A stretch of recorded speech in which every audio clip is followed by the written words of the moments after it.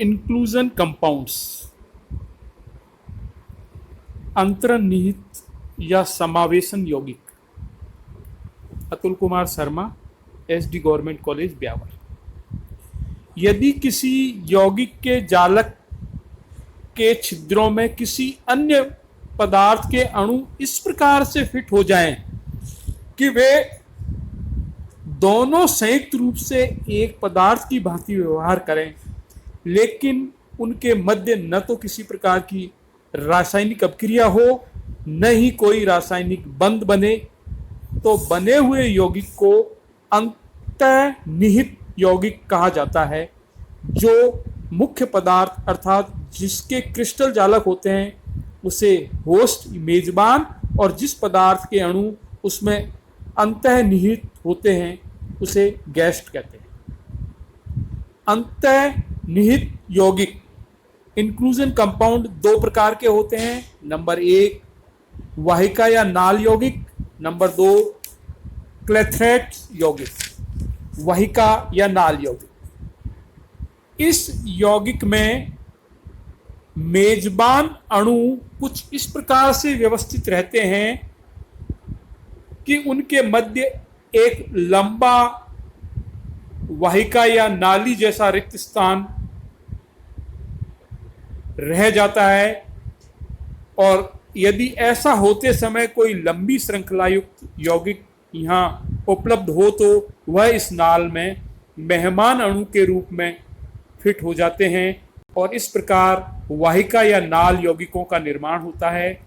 उदाहरण के लिए यदि 6-7 कार्बन परमाणु युक्त एक सीधी श्रृंखला वाले नॉर्मल एल्केन, एल्कोहल, एल्डिहाइड आदि की उपस्थिति में यूरिया का क्रिस्टलन कराया जाए तो यूरिया के अणु परस्पर हाइड्रोजन बंध द्वारा जुड़कर इस प्रकार से क्रिस्टलीकृत होते जाते हैं, और उनके मध्य बनी वाहिकाओं में नॉर्मल श्रृंखला वाला कार्बनिक यौगिक फिट होता है।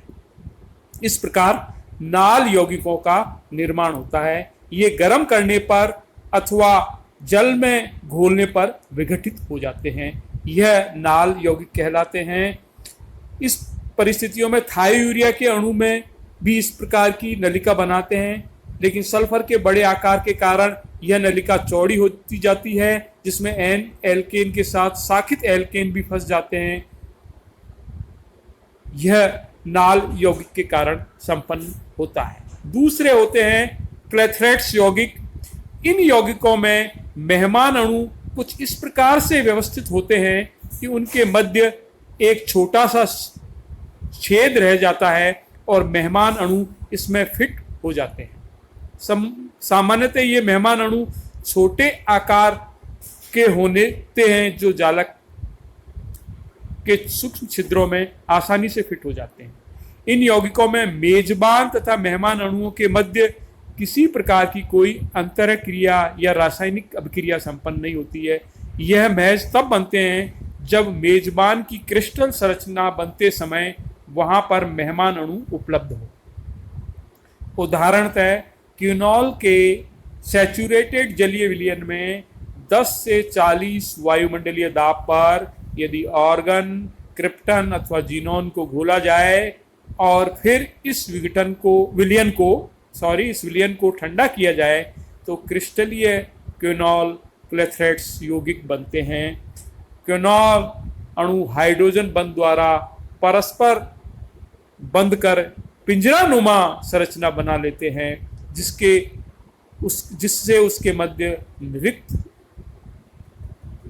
रह जाते हैं और उन्हीं छिद्रों में उत्कृष्ट गैस के अणु फंस जाते हैं।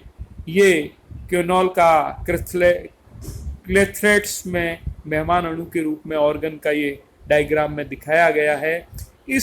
इन क्लेथरेट यौगिकों की सहायता से न्यूऑन गैस को आर्गन, क्रिप्टॉन व जीनोन से अलग किया जा सकता है, क्योंकि आकार छोटा होने के कारण यह गैस विसरित होकर निकल जाती है।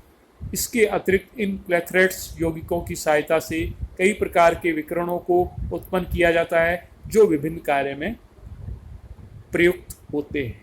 धन्यवाद।